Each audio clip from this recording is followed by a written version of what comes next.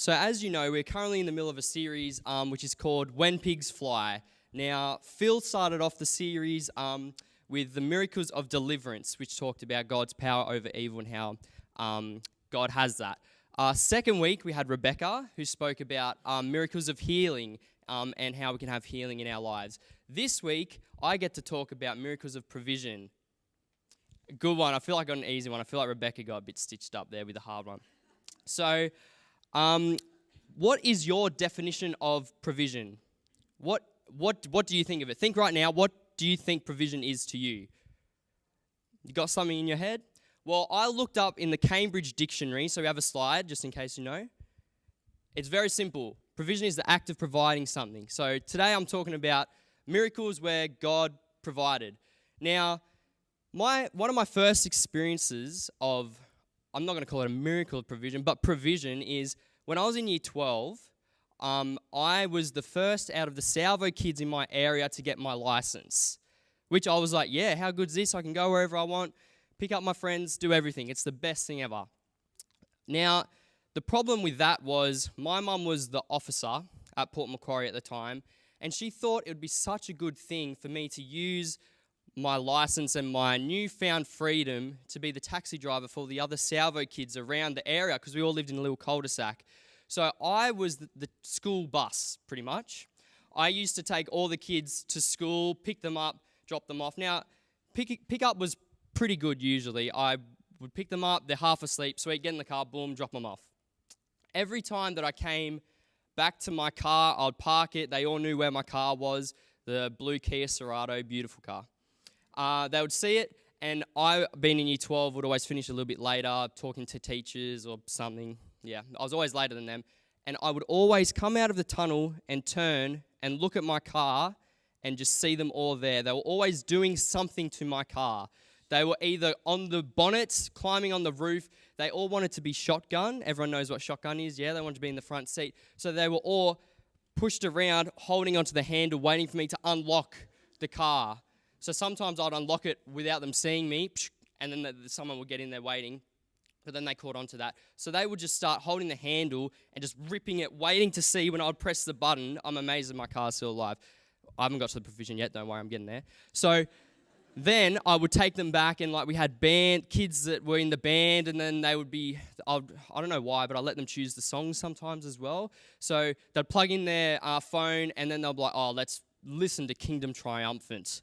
Oh, it's going to be amazing. And I'll just be blaring that through the speakers and be singing Windows Down. Yeah, I heard a laugh from the band people. You know Kingdom Triumphant goes forever. And they were blaring it and then firing the blood or something and just screaming out of my car and going nuts. And this is after me being in year 12 studying all day.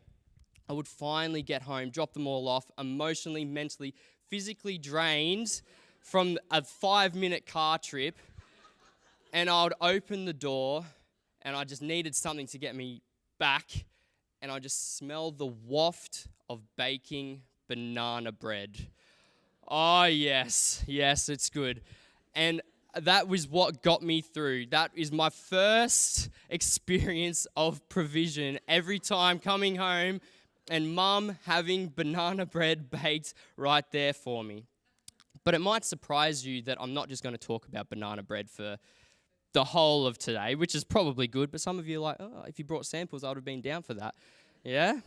But I looked into the Bible to see what the Bible says about miracles of provision, and a couple of things came up. The first one was, when God guides, he provides. It's pretty simple, and it has a nice ring to it. When God guides, he provides. So you look all throughout the Bible. If you look through Exodus, everyone knows Exodus, where God delivered the Israelites from Egypt.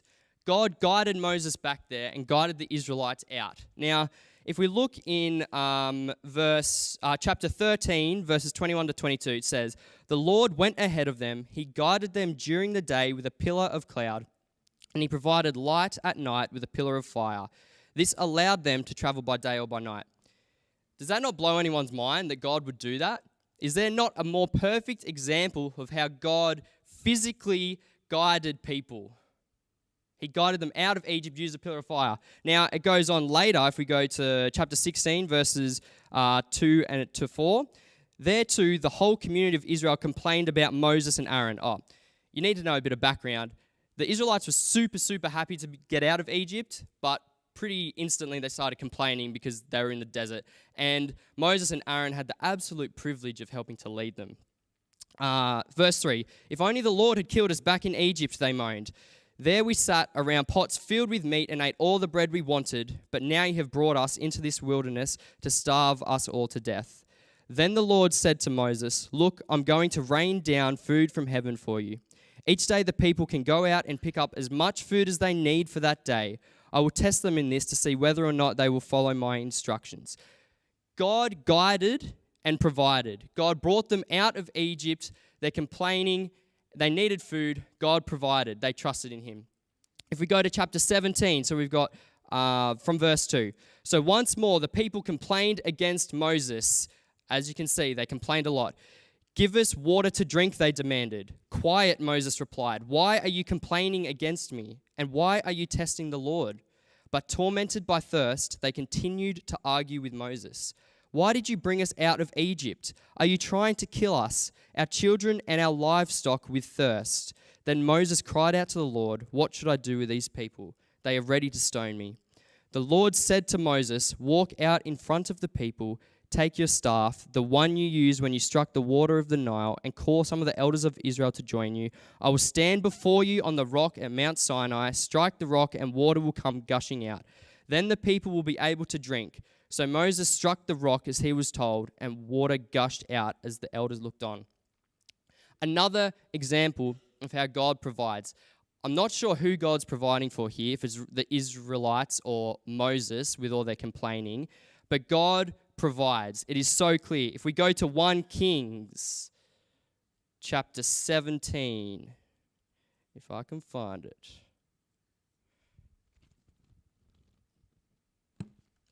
Chapter 17. Now Elijah, who was from Tishbe, I can't speak, so just if I'm pronouncing it wrong, don't worry, in Gilead, told King Ahab, as surely as the Lord, the God of Israel lives, the God I serve, there will be no dew or rain during the next few years until I give the word.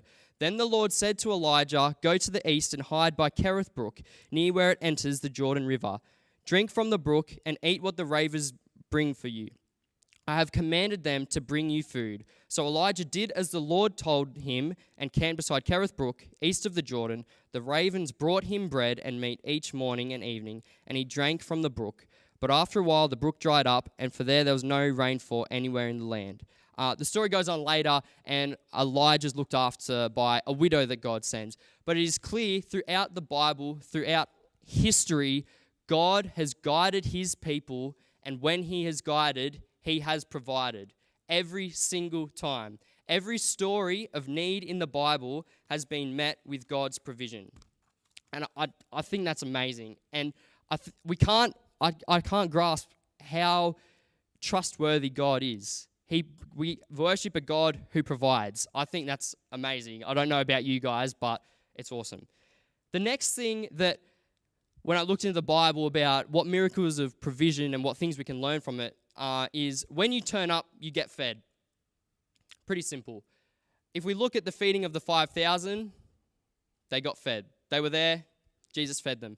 But an interesting part of the story actually happens before. So John the Baptist has been executed, and Jesus is understandably upset. So he is traveling by boat across to escape. Now, it says, if we read in Matthew, that as soon as Jesus heard the news, he left in a boat, remember that, to a remote area to be alone. But the crowds heard where he was headed and followed on foot from many towns. Boat, foot. Doesn't really work. Jesus was escaping on a boat across a lake. Now, I don't know how many of you have ever seen a lake or my view of a lake. It isn't small, and if you need a boat, it's probably pretty big. So the fact that these people followed on foot, and I'm assuming they didn't walk on water because I feel like we would have heard about that. Jesus was escaping on a boat. They had to run all the way around. Jesus did not make it easy for them, but they turned up and they got fed. We also have another story. I don't know how many of you guys have heard about George Mueller. No? Who's seen VeggieTales? Yeah, oh, that's a good number. His story actually features in an episode of VeggieTales. So he was born in the 1800s. He lived a very questionable lifestyle. And he would pay out Christians. He would purposely go to church just to shout stuff and annoy people. And then he actually went to a Bible study to do exactly that. And he saw the faith and the love of the people in that Bible study. And within a week, he gave his life to God. Is that not amazing? The true love of people and people fully devoted and faithful, within a week, seeing that community can change someone's life. I think that's amazing. But he kept going. So he felt to be called to be a missionary by God. And so his father was very much against that. He was paying for him to go to college. And he withdrew all financial funding around that. So George decided to keep going to college because he felt like he needed to do that to be able to become a missionary and to teach. So with complete faith, he went back, no money, and he just fell to his knees. And he prayed that, God, if you really want me to be a missionary right now, you're going to have to provide for me because I have no money, I can't get through college. Within an hour, one of his college professors comes up to him and offers him a fully paid tutoring job. Crazy. So he's allowed to go through college, and after uni, he's from Germany, and back then they had to serve in the military if you're healthy. But George became really sick and almost died. You might not say that this is provision, but it allowed him to not have to serve in the army, and he could go become a missionary quicker. He then became a pastor in England where he wanted to be a missionary, and they used to sell the front row seats for money, the good seats for the real godly people. And as you see, if we did that here, we'd be making a lot of money right now. So good. But he decided to not do that anymore and not accept a salary from the church at all, and trusted God that God would provide. And God turned up and kept providing. He was walking the streets home after, I'm sure, an amazing church service that he ran, and he saw children everywhere running around. And he felt on his heart that God called him to start orphanages.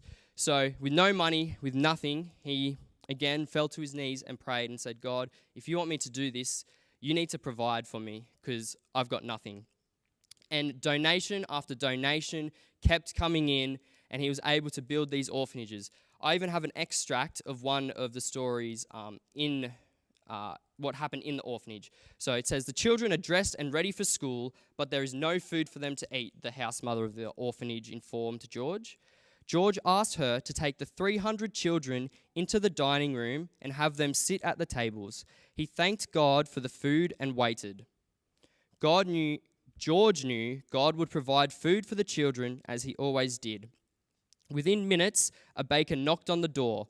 Mr. Mueller, he said, last night I could not sleep. Somehow I knew that you would need bread this morning.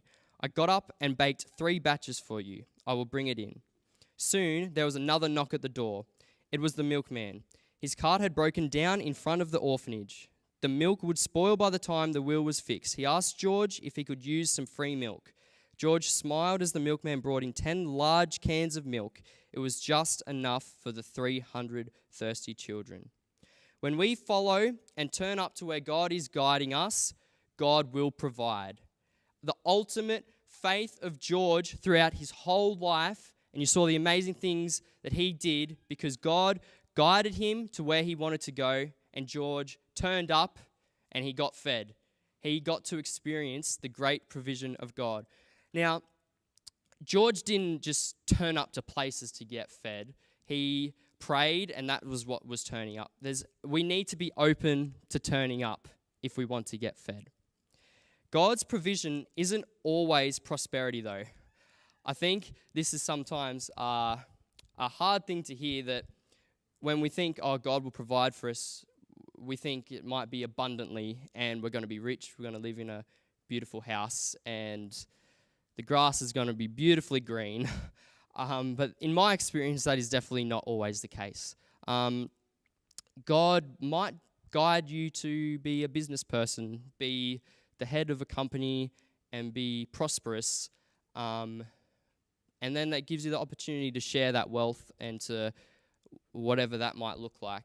But there's also, you can also be called to not as successful and not money and not a nice house and really struggling, but God will always still provide.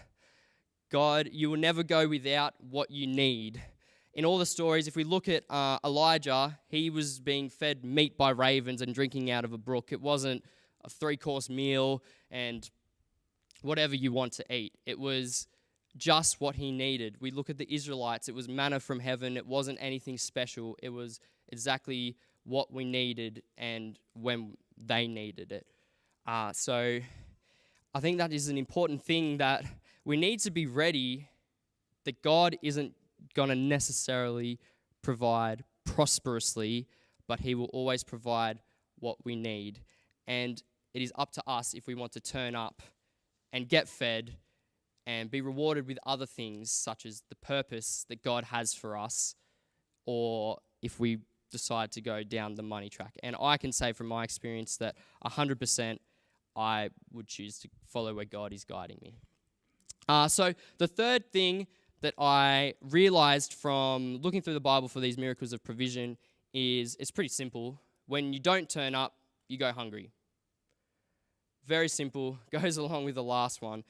I think one of the biggest mysteries in this whole story of feeding of the 5,000 is why on earth would Jesus create 12 baskets left over? He knew how many people was there. He created enough for everyone. Why would he have 12 left over? Did he lose count? I don't know if you've catered for like 5,000 men plus women and children, but that's a lot of people. Like, I think it's understandable if he did lose count and just create a little bit extra, just in case. But I think the 12 baskets is a perfect symbol for us about what the provision of God is. So the story says that the crowd followed Jesus into the wilderness around a lake while Jesus was on a boat. It wasn't easy. Do you think anyone hesitated? Do you think anyone thought, or what are we going to do for dinner? One thing that surprises me is where on earth were the mums in this scenario? Where were the mums that say, okay, guys, you're going to go listen to Jesus. Okay, remember to bring your coat and this, and remember dinner, because I know for sure that's what my mum would have been doing. But I think the fact that so many people went and disregarded that shows the true faith that we need. There is no doubt that people stayed home because of the lack of preparation, that's the word I'm looking for.